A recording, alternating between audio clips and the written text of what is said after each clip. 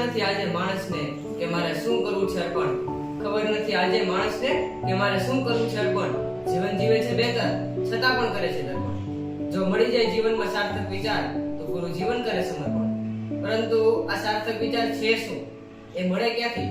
તો કે આજે આપણે કોઈને પૂછીએ ને કે કેમ છે, તો કહે કે લીલા લેર છે, પરંતુ મનમાં તો કાળો કેર છે.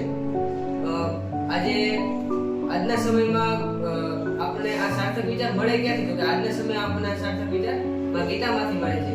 જ્યારે થોમસ આલ્વા એડિસનની પૂરી ફેક્ટરી સળગીને રાખ થઈ ગઈ હતી ને, જ્યારે તેના બધા ડોક્યુમેન્ટ, એનાલિસિસ, ફોર્મ્યુલા, ડેટા બધું સળગીને રાખનો ઢગલો થઈ ગયો, ત્યારે તેને ભગવાનને ખાલી એટલું જ કહેલું કે thank God for burning my all mistake. એટલે કે ભગવાન તારો લાખ લાખ આભાર છે કે તે મારી બધી જ ભૂલોને સળગાવી નાખી. હવે હું જે કરીશ એ નવેસરથી કરીશ. આ એટલે સાર્થક વિચાર.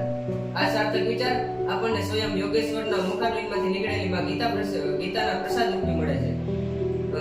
આજનો યુવાન ટીવીના ટમટમિયામાં અટવાયેલો, મોબાઈલથી મનમાં મૂંઝાયેલો અને ઇન્ટરનેટના ઈગોમાં રચાયેલો તથા સિનેમા ઘરમાં સલવાયેલા આજના અર્જુનના સાર્થક વિચાર મળે ક્યાંથી?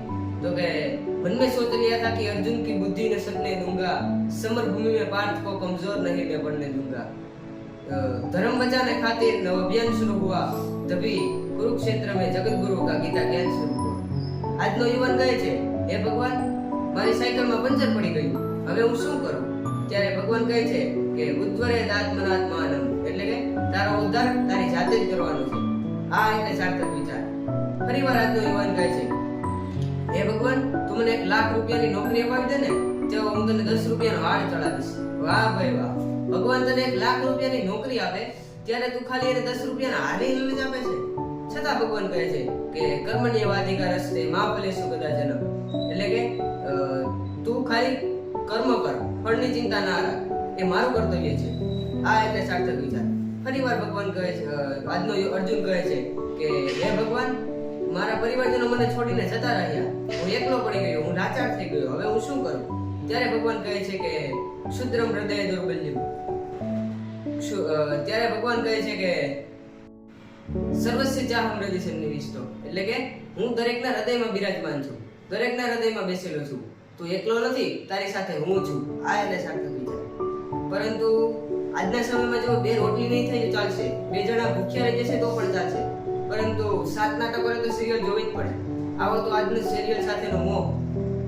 એવામાં ભગવાન કહે છે કે મય્યર પિતો મનોબુદ્ધિ ભક્ત સમે પ્રિય, એટલે કે જે ભક્ત મને તન મન અને ધનથી નિસ્વાર્થ ભાવે ભજે છે ને એ મને પ્રિય છે.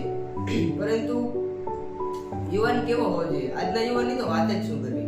ગતિ શૂન્ય મતિ શૂન્ય બિચારો બાપડો બેરોજગાર ને વ્યસની થઈને પડ્યો છે. પરંતુ યુવાન કેવો હોવો જોઈએ? તો કે ફેંકી દો અમને સળગતી આગમાં, આગને બદલાવી નાખીશ બાગમાં, અંતિમ મોરચો સર કરવા જ દો, મોતને આવવા દો લાગમાં.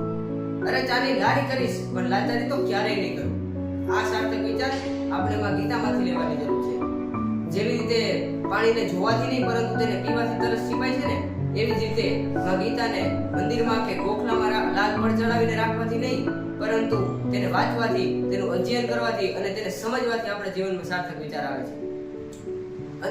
એટલે જ માટે અંતરિક્ષ યાત્રીઓ પણ જ્યારે અંતરિક્ષમાં જાય છે ને ત્યારે માં ગીતાને સાથે લઈ જાય છે, કારણ કે એમને ખબર છે કે મન તો દરેક વ્યક્તિ પાસે છે, પરંતુ મનોબળ ફક્ત માં ગીતા જ આપી શકે.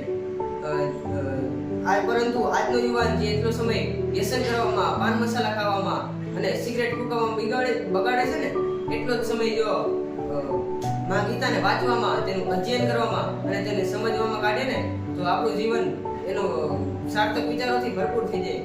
અંતે તો એટલું જ કહીશ કે ગીતા છે માતા સૌની વિધાતા, ધર્મની અધૂરા તો કુરુક્ષેત્રની ગાથા. એટલે જ છે સાર્થક વિચારોની કવિતા શ્રીમદ ભગવદ